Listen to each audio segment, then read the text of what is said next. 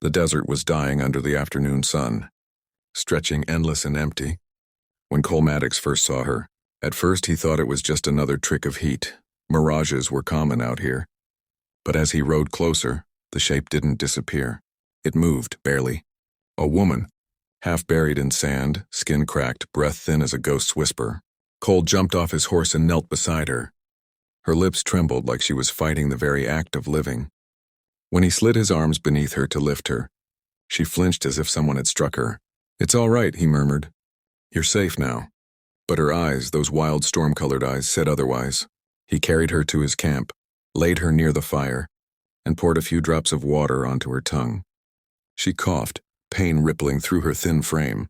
Hours passed before she finally spoke her first words, voice raw and broken. "Please, don't let him find me." Cole froze. "Who?" She swallowed, staring into the flames as if they held her nightmares. "The man I ran from. He doesn't stop. Not until he owns everything he touches.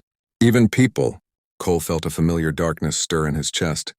He knew men like that, men who believed God himself had given them permission to do evil. "What's your name?" he asked. She hesitated. "Lydia." Night thickened around them. Coyotes howled in the distance. The fire crackled like fragile bones. Lydia's breathing steadied, but fear never left her face. She kept glancing at the shadows as if expecting them to lunge.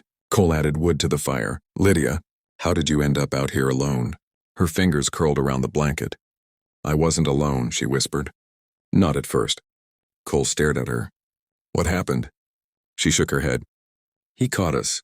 Me and the man who tried to help me escape." Tears filled her eyes. Though none fell, they were the tears of someone who had cried too much already. "He shot him, left him for dead, then told me I'd suffer the same." Cole clenched his jaw so hard it hurt. There was a long silence before he spoke again. "Why chase you so far?" This time Lydia looked directly at him. Her voice turned cold, stripped of fear.